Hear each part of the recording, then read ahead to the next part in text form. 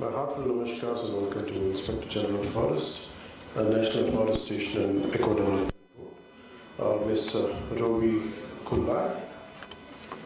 My heartfelt namaskars and welcome to additional pieces here, the Conservator of Forest and Regional Officer Srimad Shantpriya Pandeyji. My heartfelt namaskars to Special Secretary Sri Saravanan Garu. Heartfelt namaskars and welcome to Postmaster General Visakhapatnam Region Sri V.S. Jaishankar Garu.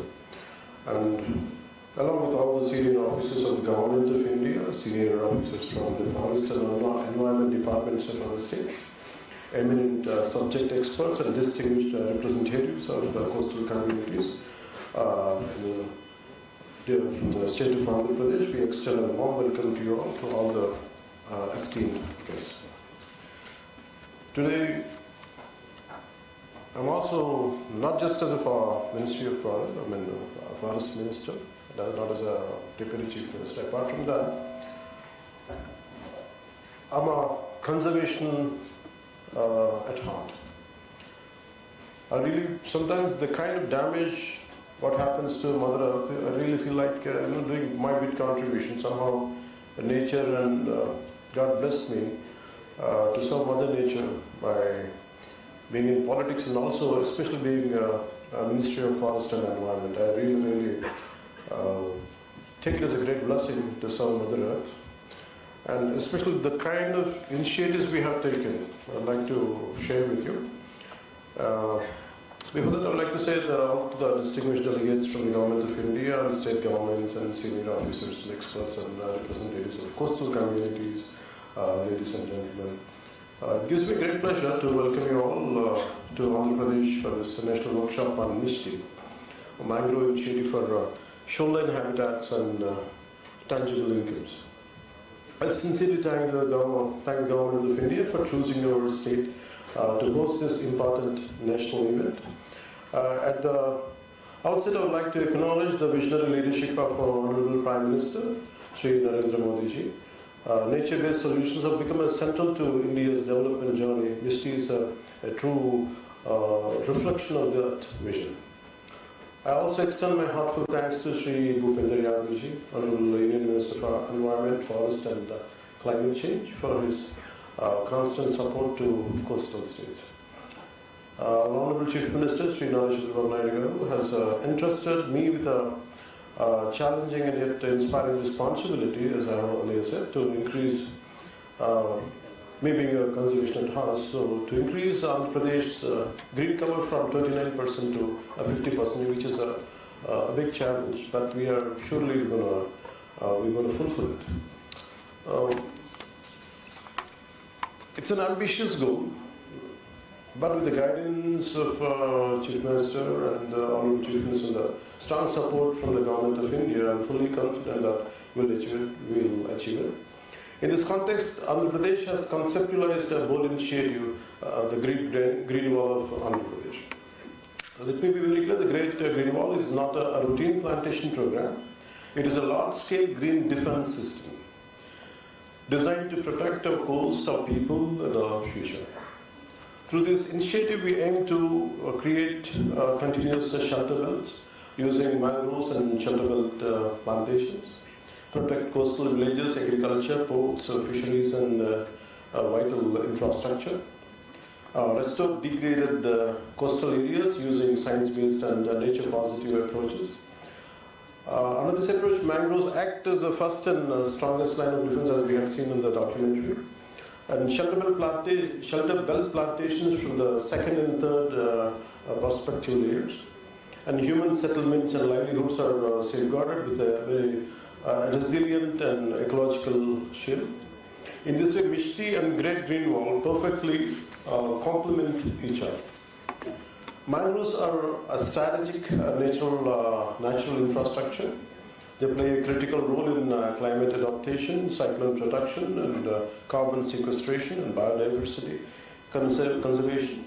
For Andhra Pradesh, this is not an academic discussion. It is our daily reality. As we had seen in the previous documentary, the amount of cyclones we get hit every year, and loss of life and loss of property, I think this is a very essential a limit which we have to protect our coastal line to lessen the damage. So our state has a very long, vulnerable coastline, frequently affected by cyclones and storm surges. At the same time, we are blessed with rich mangrove ecosystems along the Godavari, Krishna, and Pennar deltas. Over the years, we have gained valuable experience in mangrove regeneration. I truly appreciate Shantipriya Pandeyji, the great efforts put by her. I truly appreciate what she has done to mangrove regeneration, and entire forest department, higher officials, PCCF, and everyone. They have done a commendable job. And but also a lot of community-based conservation methods and integrating fisherfolk livelihoods with ecosystem protection had all been a part of this. In 2025 alone, Andhra Pradesh has taken up to 700 hectares of new mangrove plantations, reaffirming our commitment to MISHTI and coastal resilience. At the heart of all our efforts lies a simple principle: conservation will succeed only when people benefit. So when we are focusing on skill development linked to mangrove restoration, livelihood opportunities through nurseries, fisheries enhancement, and ecotourism, and incentives for production, monitoring, and long-term stewardship. A good example is our ecotourism initiative at Hamsala Devi, the Krishna Sagara Sangama. I really request you all, if you have time post this workshop, I wish you could ask our PCCF governor also to request them to take to Hamsala Devi and make sure they understand what we had done to the kind of achievement what you have done. Let them experience it. I request you all, please let them be our guests, and whatever is needed from my side, it will be done. Please promise you that. So here you can witness local communities are active partners, earning sustainable livelihoods while protecting precious natural and cultural heritage. Workshops like this are extremely valuable for sharing best practices. I strongly believe in learning from other states. For example, when Andhra Pradesh faced serious human-animal conflict, I personally approached government of Karnataka. It would be like every forest is confined to their particular state, especially in the state of Andhra Pradesh. Previous regime we have known is confined only to their states, but they never looked out for the help from other states, which I personally, being a conservationist at heart, so I went and extended for the animal-human conflict, and really thank the Karnataka government. They generously thank them for generously sparing 4 trained Kumki elephants. Helped to train our staff and enabled us to establish an elephant camp in Chittoor district. This has significantly reduced human-animal conflict. We also adopted practices such as IT-based forest governance models, welfare funds for field staff and emergencies. Inspired by these, Andhra Pradesh has contributed previously what Kantila Dandeji said, 5 crores to the welfare fund for forest department officials. And I felt it is my responsibility to stand by them from any kind of political pressures, any kind of, sometimes they face certain dire consequences. We from the government, government of AP, we assured them any kind of issues they face, I think we're going to stand by them, we will empower them, we will stand by them, we will become a backbone. We will make sure that they won't get disrupted while they're performing their duties. So increased ex gratia, that's an amazing concept in AP is the immediate quick response. If some death happens between animal and human issues, the immediate ex gratia for human death is around 5 lakhs to 10 lakhs, which will be time to time immediately to be released. And building on our commitment to protecting human lives and livelihoods while ensuring human wildlife conservation. The state has launched the concept called Hanuman Foundation. Hanuman stands for Healing and Nurturing Units for Monitoring, Aid and Nursing of Wildlife. It provides a unified framework to manage human-animal conflict, prioritizing human safety and farmer livelihoods, supported by trained rapid response teams for swift emergency response, And technology-enabled systems enable early warnings and transparent compensation, while the foundation focuses on prevention through hotspot mapping and habitat management, strengthening community participation and interdepartmental coordination for sustainable outcomes. Beyond conflict mitigation, our approach also focuses on strengthening ecosystems and restoring national balance. Accordingly, we have completely banned exotic, banned exotic planting species and are encouraging only indigenous species. Our nurseries are expanding from, say, from 10 to 20 species to over close to 100 species. Our research centers have already developed 400 indigenous agencies, species, and we are now replicating this model across all districts. We are promoting nurseries in tribal areas, enabling tribal communities to collect forest seeds and raise seedlings.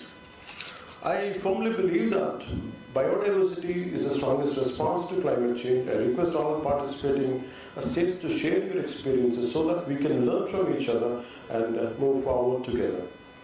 Before concluding this speech, I would like to say, for me, the great damage what has been done to Mother Earth, and recently, just I think day before, me and all the concerned Kantilal Dandeji and PCC of government and rest of the forest officials, we came together, and the goal given by Honorable Chief Minister is that to increase 50% green cover. It is the issue. What about the forest department, which I had noticed, which I would like to share with you, is about protecting the forest is the only duty. It is not about forestation or social forestry. So out of that meeting, we had, we have concluded we're going to include rest of the departments. Let it be revenue, let it be Jal Shakti, including Panchayat Raj, including education department, and all the concerned principal secretaries. We are having regular meetings. Very soon, we're going to come out with an inspirational plan, which will. Which is going to be, Andhra Pradesh is going to be a role model in creating a very biodiversity natural shield across the state, and also especially coastline, and also 50% green cover. We want to achieve it with the help of communities, with the help of officials, and we have a very big idea, and we're going to very committed. We are extremely committed. As Anand Mohanji said, state should take more responsibility, state leadership should take more responsibility. I have taken it to my heart, and I promise him, and also promise all the participants here, Andhra Pradesh is going to really excel, and it's going to be a role model. My commitment is Andhra Pradesh is going to be a role model. That's my commitment. Before we have around 3.5 years, and me being a conservationist, this is what a bit part I could do for our Mother Earth. So it is not about one man could do.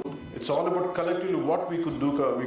We could do together, and that's what we are aiming ahead. And we'll come out with a proper plan. And one more time, I'd like to share all our experiences with you. And in conclusion, let me say this clearly: MISHTI is not just a scheme. It is an investment in India's, Bharat's coastal future. The Great Green Wall of Andhra Pradesh reflects our commitment to turn this vision into action, protecting lives, livelihoods, and landscapes.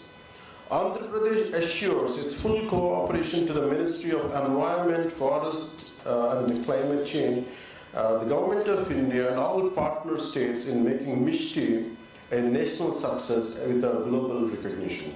I commit to that. I would like to end with a simple message. Protecting mangroves today means safeguarding lives and livelihoods for generations to come. Thank you, and Jai Hind.